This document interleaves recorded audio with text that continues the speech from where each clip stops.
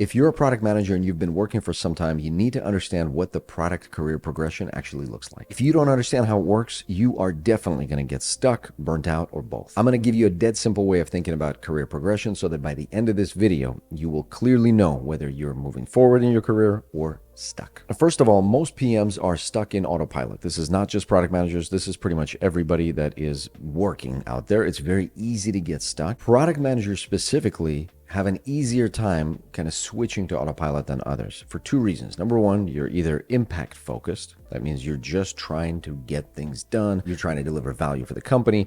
You're trying to get results. You're focused on results, results, results. And you're not really thinking about your career as a standalone part of this process. Or option two, you're mission focused. You've got an idea. You want to work for some specific mission. You have a passion around some area or product or industry or vertical. You're excited about it. And so you're just plowing through with passion powering you. The same thing happens where your career kind of gets left behind because you're working out of passion. You're working on something you're excited about. Those two reasons are usually why product managers are prone to kind of switching into autopilot mode for their career and not really progressing. So let's think, what are you actually optimizing for, or what have you been optimizing for, or most importantly, what are you planning to optimize for? What is actually important for you? It could be compensation, so money, sort of an easy one to think about. It could be you're optimizing to solve meaningful problems, help the world in a small or big way. You want to make a difference, a positive difference. That's great. A lot of PMs are motivated by that. It could be growth, meaning progression itself. You want the opportunity for growth, and that's your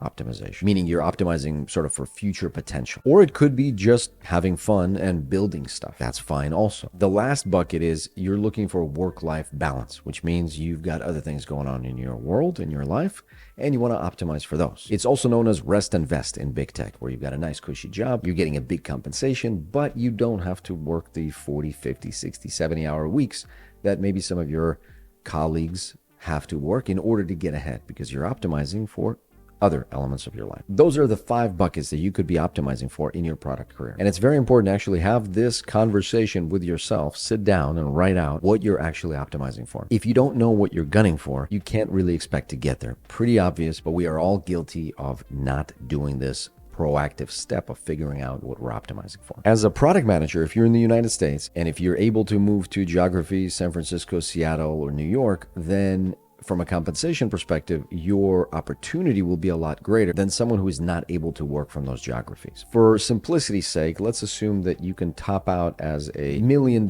PM in San Francisco or a $400,000 PM outside of the big tech hubs, and that's your compensation. If you're going for compensation, that's a pretty clear path to go for. And if you're optimizing for the financial part, then you may as well get to San Francisco as soon as possible because that's going to increase the potential for compensation that you can get. If you're optimizing for solving meaningful problems, now you can actually look way beyond top tech. If you're going for compensation, it's primarily top tech. It's the most sure way of getting that compensation. But if you're optimizing for solving meaningful problems, well, then you should really be looking at a lot of early stage startups. You're not actually going to find meaningful problems in top tech, and you're not really going to find them in late stage startups sometimes. But what that means is if this is what you're optimizing for, you want to make a difference, then you should be looking broadly from early to mid to late stage. And you should be creating opportunities. You should be reaching out to folks that don't have a job listed and just trying to see if you can help make a difference. That's the optimization path. The third path is growth. If you're going for growth, that means you want future opportunity to get better jobs, to get more money, to have the freedom to choose what you work on and which verticals or industries you work in. That means you should optimize for marketability. That means you've got to have recognizable names on your resume. You've got to have meaningful impact on your resume. You have to become a lot of demonstrated solutions to a lot of people. You have to be able to solve a lot of perceived problems when people look at your profile, because you're optimizing for future growth. So that usually means top tech companies if you don't already have them in your resume. And if you do already have them, then you have to pick up some impact, scope, vertical specific, industry specific insights or expertise that will make you interesting to lots of other companies. If you're optimizing for fun and building stuff, top tech is not going to help. There's not a lot of fun to be had over there, frankly. The best path here is just to start something of your own. This is very close to solving meaningful problems, but you're optimizing for your passion as opposed to optimizing for good in the world. You can do, of course, both, but This is obviously a very low compensation path. If you're starting something on your own, it's going to be the most difficult to get compensation back within a short period of time. And finally, if you're optimizing for work-life balance, well, that will reduce the opportunities that you have down the line because reputation travels. And also, if you are optimizing for work-life balance, that means you're not likely to be trying very hard on your job, which means you're likely to not have a lot of impact, learn new technologies, meet and network with people that can present you additional opportunities. So overall, it is fine to optimize for that. And there's certainly times in your career that you may want to do that, but just know that it will have a little bit of an impact on the rest of your career after that, when you may switch into a different optimization. And the best path for that is, of course, top tech companies, which are more mature, large revenue base, slow but predictable revenue growth, not a lot of threats to their fundamental business model. Basically, any company that's big, substantial, lots of different orgs and teams and freedom to move around, and a lot of predictability around the business model and the revenue cycles. Okay, so those are the different optimization paths. So keep that in mind. Now let's talk about the natural kind of end game or progression for product managers. Because product managers are always thinking about customer value and business value, they're actually the best position to take on leadership positions inside the company. That could mean head of product, but that could also mean CEO or other leader of an org or the company. That means that really a good sense of progression for product managers is an increase in the scope, an increase in the number of people and resources that you have access to, an increase in the ownership from a P&L perspective, profit and loss perspective, of certain org divisions or the entire company. So that's the natural progression for a product manager. Of course, you don't have to do that depending on what you're optimizing for, but that's the natural path, the end game path for the product manager. So let's get to the checklist. Here's how to know whether you're actually moving forward along this path or are getting stuck. Whether or not it's in your control is a separate question. My recommendation is to be proactive, plan these things in advance, know what you're optimizing for, and then understand how to get there. Here's how to know if you're moving forward. Take a look over the last couple of years of your work. Did you increase the scope of your work? Did you take on more features, more products, more product areas? Did you expand the scope of your work? Number two, did you increase the revenue footprint of your work, of your scope?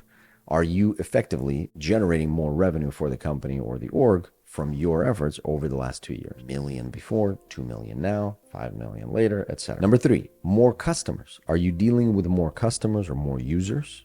Substantially more as time goes on. This is starting from 100 users to 1,000 to 10,000 to 100,000, a million, and it kind of never ends. How many users or customers do you impact? Number four is resources.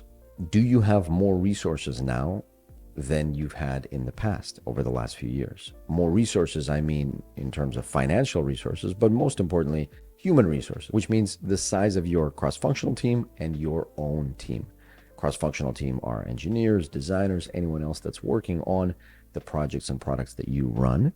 And your own team is direct reports. Do you have now 1, 2, 3, 4, 5, 6 direct reports? Or do your reports have reports of their own? In other words, are you growing organizationally? The next one is how much tactical versus strategic work do you do now? And what has been the progression over the last few years? Is it more strategic work, meaning why or how we should do something rather than the specifics of the thing being done? And are you thinking more long-term versus short-term time horizons? Finally, this is the compensation piece. Look at how much you've made this year versus the previous year versus the year prior. Product managers should really think about themselves very much as startup owners or entrepreneurs. Their income should be going up year after year after year.